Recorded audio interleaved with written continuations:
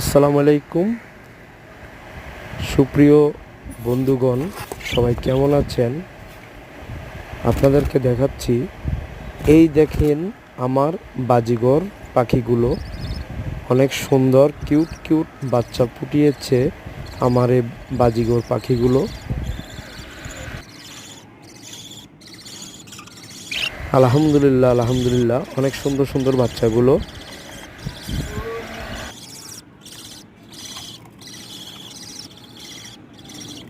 মা পাখিটা খাবার মুখে করে সংগ্রহ করে এনে ছোট ছোট বাচ্চাদেরকে কিভাবে মুখ থেকে বের করে খাওয়াচ্ছে দেখুন।